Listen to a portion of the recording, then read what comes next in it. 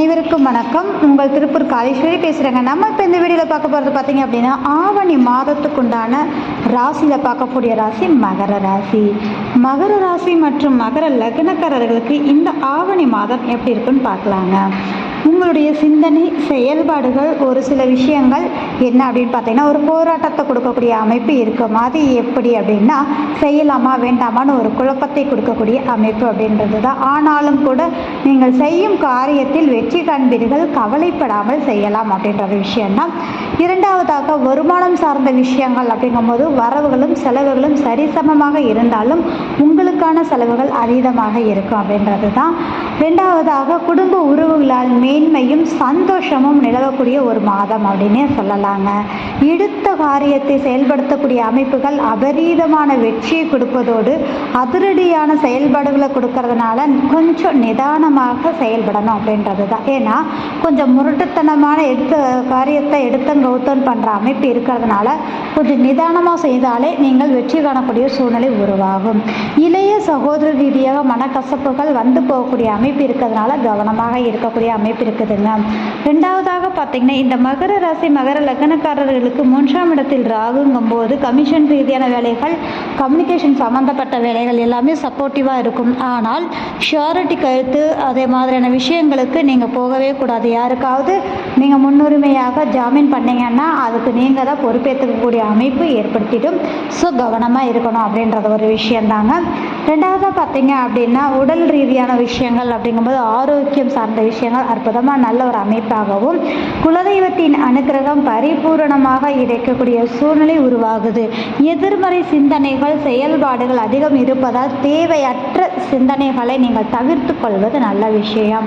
அதனோடு பார்த்தீங்க அப்படின்னா பயணம் மேற்கொள்ளக்கூடிய ஒரு விஷயம், இடமாற்றம் சார்ந்த விஷயங்கள் கட்டாயம் ஏற்படக்கூடிய தன்மைகள் ஏற்படும் அப்படின்றது தான். கணவன் மனைவி உறவுக்கிடையே பார்த்தீங்கன்னா பரஸ்பர அன்பு பெருகக்கூடிய சூழ்நிலை நிச்சயமாக நன்றாக இருக்கக்கூடிய தன்மை, உறவுகள் பலப்படக்கூடிய தன்மையாக இருக்கும். எதிர்பாராத தனலாபம் யோகம் சார்ந்த விஷயங்கள் உண்டு. தந்தை ரீதியான சொத்துக்கள் சார்ந்த பிரச்சனைகள் பேச்சுவார்த்தையில் இருக்கக்கூடிய அமைப்புக்கு இப்போது முடிவாகக்கூடிய சூழ்நிலை உருவாக்கும். இல்லை இனிமேல் தான் ஆரம்பிக்கிறோம் அப்படின்னு இருக்கக்கூடியவங்களுக்கு அதை சார்ந்த பேச்சுக்களை ஆரம்பிக்கக்கூடிய சூழ்நிலை உருவாக்கக்கூடிய தன்மை உண்டு அப்படின்றது தான். மற்றபடி மற்றவங்களுடைய விஷயத்தில் தலையிடாமல் இருந்தாலே போதுமான விஷயம். இல்லைன்னா உங்களுக்கு மனக்கசப்பு மட்டுமே வந்து சேரக்கூடிய சூழ்நிலை இருக்குது அப்படின்றது தான். இரண்டாவதாக புதுவிதமான நண்பர்களை சந்திக்கக்கூடிய அமைப்பு இருக்குது. கொஞ்சம் நிதானமாக நீங்கள் அவங்கக்கிட்ட பேசக்கூடிய தன்மை அப்படின்றது தான். இல்லைன்னா ஏமாறக்கூடிய அமைப்பாக மாற்றிவிடும் அப்படிங்கிற ஒரு விஷயம். இறைவனுடைய சங்கல்பம் அப்படிங்கும்போது ஒரு கோயிலுக்கு நீங்கள் ரெகுலராக போகிறீங்க அப்படின்னா இந்த ஒரு நெருக்கடி, அதாவது ஒரு வேலைப்பளு காரணமாக போக விடாமல் தடை பண்ணக்கூடிய அமைப்பு இருக்குது. அப்படி தடைப்படும் போது உங்களுடைய எடுத்த காரியத்தில் நிறைய பிரேக் வரக்கூடிய அமைப்பு இருக்கும். ஸோ எவ்வளோ பெரிய தடைகள் வந்தாலும் ஆன்மீக வழிபாட்டை விடாது நீங்கள் இருப்பது உங்களுக்கு நலத்தை ஏற்படுத்தக்கூடிய அமைப்பு அப்படின்றது தான். தொழில் ரீதியாக சொந்தமாக தனிப்பட்டு பண்ணக்கூடியவங்க கொஞ்சம் நிதானமாக செயல்படுங்கள். புதுவிதமான ஒரு இன்வெஸ்ட்மெண்ட் பண்ணுறேன், தொழிலை விரிவாக்கம் பண்ணுறேங்கிறது வேண்டாம். கொச்சாரங்கள் சற்று சரியில்லாத இருக்குது அப்படின்ற ஒரு விஷயந்தான் இந்த மாதம் மட்டும்தாங்க.